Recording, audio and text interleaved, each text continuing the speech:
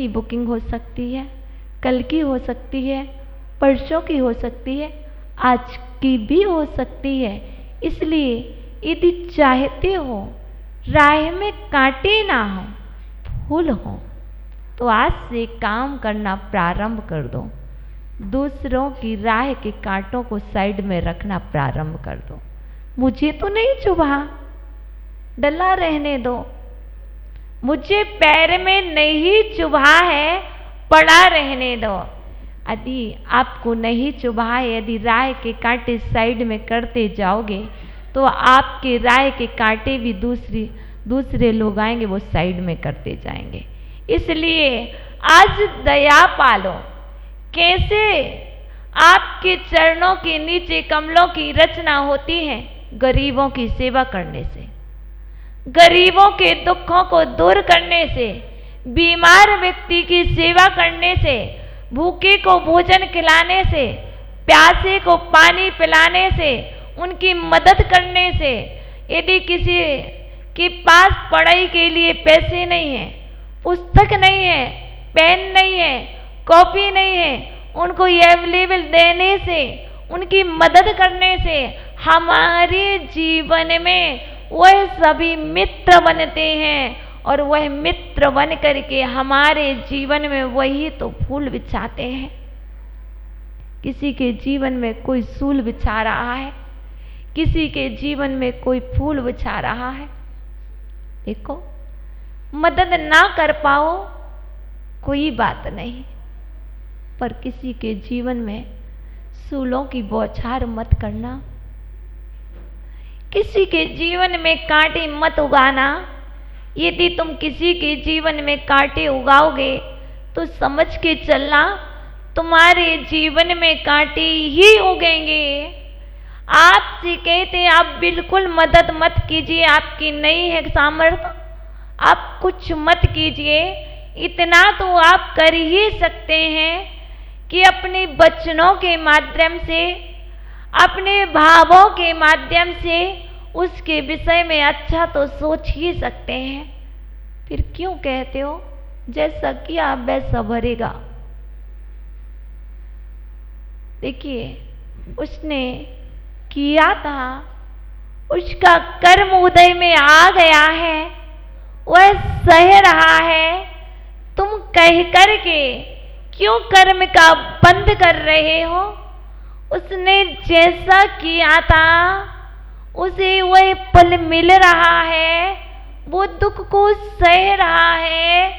तुम क्यों कह रहे हो भैया तुमने पहले ऐसा किया था ना? उसी का फल है। तुम्हें कहने की आवश्यकता बिल्कुल नहीं है।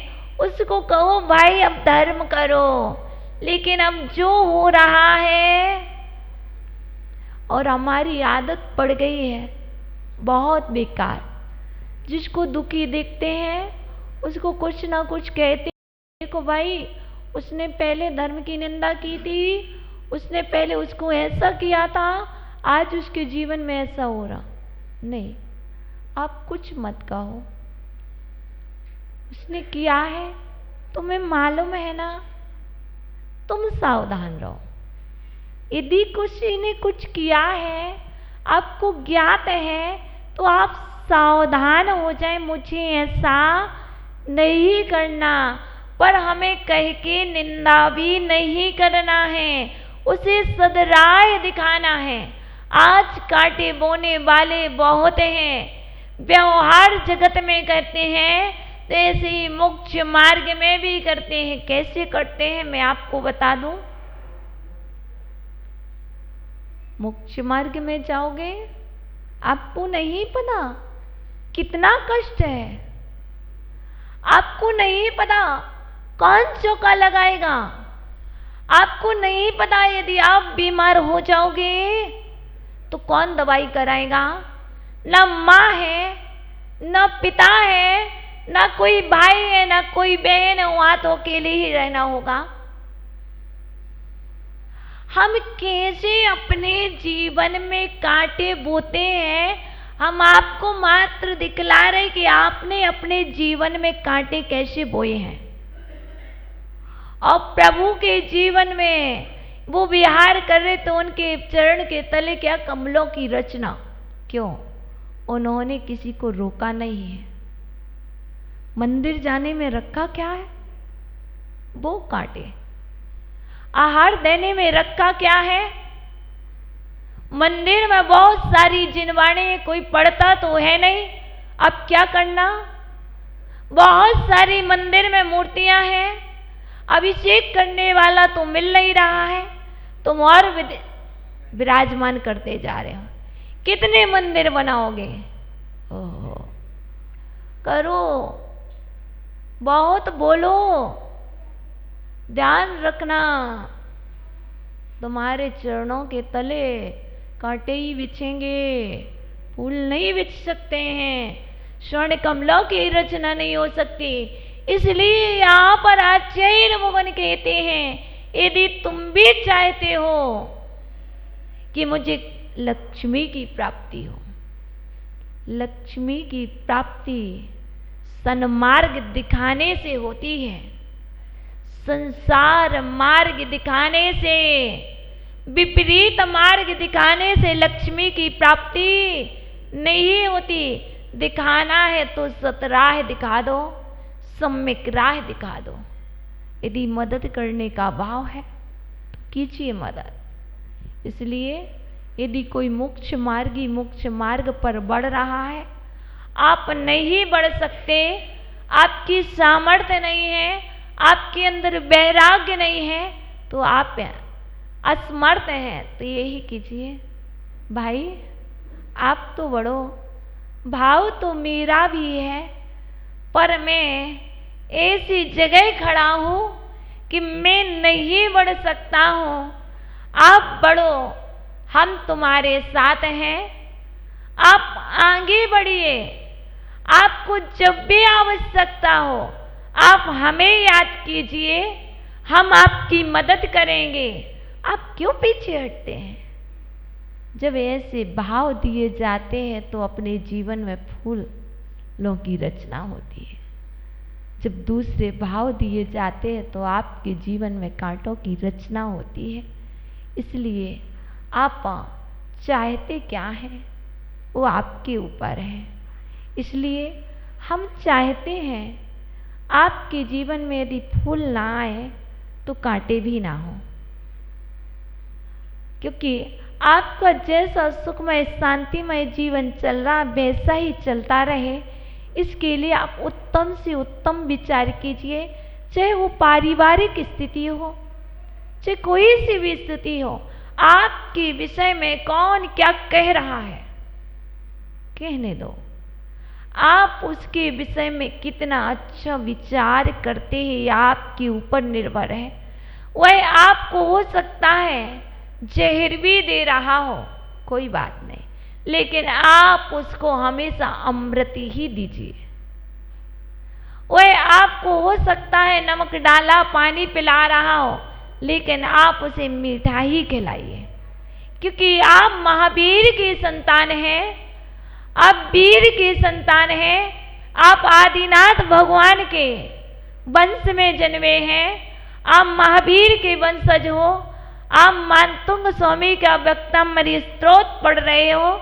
यदि आप ये पढ़ रहे हो तो इसके बाद हम चाहते हैं कि वक्तम्बर स्त्रोत को पढ़ने वाला, वक्तम्बर स्त्रोत को देखने वाला और वक्तम्बर स्त्रोत को सुनने वाला कभी भी किसी दूसरे के राह में, दूसरे के पथ में कांटे नहीं उगाता है।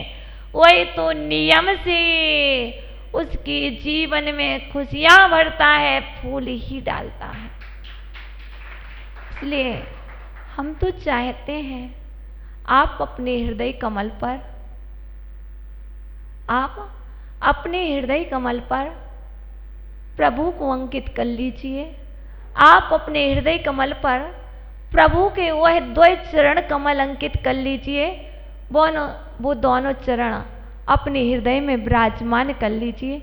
हे प्रभु, जहाँ पर आपके चरण पड़ जाते हैं उस व्यक्ति का जीवन, उसका आचरण ही बदल जाता है। फिर तो प्रभु आज समोसरण से विहार हुआ और मेरे हृदय कमल में प्रभु आपके द्वैपाद पंकज पड़ गए हैं। और जब पाद पंकज पड़ चुके हैं तो मुझे ऐसा लगता है मेरा यह जीवन आज से खुशियों से भर गया है। आज से उपकार करने का भाव हो गया है। मैं प्रत्येक प्राणी के प्रति उपकार का भाव रखूंगा। आज से मैं उपकार करूंगा। देखिए, एक व्यक्ति वह है जो पर्वत की चोटी पर बैठा है, क्योंकि हमें लक्ष्मी चाहिए है, हमें धन चाहिए है, वैभव चाहिए। कैसे वैभव बढ़ेगा हम आपको बताएंगे, क्योंकि 36 नंबर का है, जो जितना देगा उसे उतना मिलेगा। कंजूसी नहीं करना देने में। यदि है ऐसे पूज्य गुरुदेव कहते हैं, यदि आपको अपना ज्ञान बढ़ाना है तो देने में कंजूसी नहीं करना, और यदि आपको अपना धन बढ़ाना है, संपत्ति बढ़ाना है, तो दान करने में, उपकार करने में कंजूसी मत करना। जितना दोगे उतना ही बढ़ेगा। यदि कुआं कंजूसी करने लग जाए, मैं तुम्हें जल नहीं दूंगा, तो कुएं का पानी सड़ जाएगा, और कुएं में जितना पानी है उससे ज़्यादा नहीं होगा। इसलिए यदि आपको अपना ज्ञान बढ़ाना है, आपको अपना धन बढ़ाना है, आपको अपनी बुद्धि बढ़ानी है, और आपको अपने परिवार में संस्कार बढ़ाना है, तो उसके लिए पहले तो संस्कारित करना होगा और संस्कार लेने होंगे, तभी संस्कार बढ़ेंगे।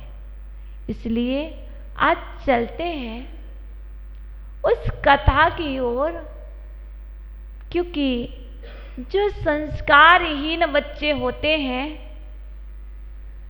जिन्हें संस्कार प्राप्त नहीं होते हैं, घर में धन मिल सकता है, घर में यश और आराम मिल सकते हैं, घर में परिवार का प्यार मिल सकता है, सब कुछ इच्छाएं पूरी हो सकती हैं, पर आवश्यक नहीं कि घर में संस्कार भी मिल सकते हैं। ऐसे ही पटना शहर के धारवाहन नाम का राजा और उसकी एक पुत्री सुरसुंदरी, पटना नरेश की बात चल रही है। धारीवाहन राजा राज करते थे। उनकी इकलौती एक ही संतान थी, उसका नाम था सुरसुंदरी। और वह बेटी सब कुछ तो मिला, सब कुछ तो मिला। जब बहुत कुछ मिलता है तो संस्कार नहीं मिल पाते हैं। और ऐसे ही वह सुरसुंदरी 7वीं मंजिल ऊपर बैठी हुई है, अपनी सखियों के साथ खेल खेल रही है। कैसे? जैसे रिया और छोटी छोटी बच्चे खेल रहे हैं, ऐसे ही वह सुरसुंदरी अपनी सखियों के साथ खेल खेल रही थी। और ऊपर बैठे बैठे कह रही थी, देखो हम सबसे बड़े हैं, मुझसे बड़ा कोई नहीं है, और मुझसे अच्छा कोई नहीं है, और मुझसे सुंदर भी कोई नहीं है। क्योंकि जो ऊपर बैठता है वो नीचे वाले को हमेशा तुच्छ देखता है, नीचे वाले को हमेशा हीन देखता है। यदि जीवन में कुछ प्राप्त करना है तो कितने भी ऊपर बैठ जाओ, लेकिन कभी भी जो नीचे बैठा हुआ है उसको ये मत देखो कि ये हीन है, ये तुच्छ है, वो भी महान है, उसमें भी भगवान है। यह विचार होना चाहिए। और वह हमेशा नीचे वालों को तुच्छ देख रही थी। लेकिन अब क्या होता है, जब ऊपर बैठते हैं तो विचार नाना तरह के आते हैं। और वह सब कुछ करते हुए, खेल खेलते हुए भी नीचे से एक मुनिराज निकल रहे थे। फिर भी मन में क्या आया, पान खा रही थी और पान की पीक मुनिराज के ऊपर कर दी। क्यों? हम तो बड़े हैं ना, हमसे सुंदर कोई नहीं है, क्योंकि गरीब कोई, इसके पास तो कपड़े भी नहीं है, इससे गरीब कौन होगा? क्योंकि जो व्यक्ति ऊपर बैठा है, जो महल पर खड़ा है और जो पर्वत की चोटी पर खड़ा है, वह हमेशा नीचे वाले को देखता है और कहता है मुझसे बड़ा कोई नहीं है, मैं ही सबसे बड़ा हूँ, मैं ही सबसे श्रेष्ठ हूँ। और उस सुंदरी ने पाप तो कर लिया, बहुत बड़ा पाप है। मुनिराज ने कुछ नहीं कहा। समता भावी मुनिराज, किसी पता कि आप टेरेस पर बैठे हैं, टेरेस से नीचे कुछ डाल रहे हैं, किसी को क्या पता कि क्या कर, कभी जानबूझ करके किया जाता है, कभी अज्ञात बस होता है, कभी प्रमाद बस गलती होती है। पर उस सुरसुंदरी ने ज्ञात भाव से ऐसा किया। समय बिल्कुल भी ज्यादा नहीं लगता है जब हम दूसरे का उपहास करते हैं, दूसरे की मजा लेते हैं, तो हमारे जीवन में एक तो कर्म तुरंत ही आ जाते हैं और हो सकता है कुछ समय बाद ही आए। लेकिन उस सुरसुंदरी को बिल्कुल ज्यादा समय नहीं लगा। इतने ज्यादा रोग, अभी छोटी सी कन्या, इतने ज्यादा रोग, और उसकी देह ऐसी कुरूप हो गई कि 4 दिन ही नहीं लगे। क्यों? क्योंकि मुनिराज के ऊपर पान की पीक करने से। अब विचार कीजिए, यहां राजा परेशान है कि बेटी को क्या हुआ, क्योंकि ज्ञात भी नहीं है क्या हुआ है। इसलिए हो सकते हैं पाप हम और आप ऐसे कर लेते हो, क्योंकि ये स्टोरी तो मात्र शिक्षा के लिए है। उसने किया, लेकिन उसने अपना कल्याण भी कर लिया, क्योंकि जब राजन ने सब कुछ जाना कि मुझे बहुत सारी औषधि, वैद्य, डॉक्टर सबको बुलाया, पर जब कर्म का उदय तीव्र हो तो दवा भी काम नहीं करती है।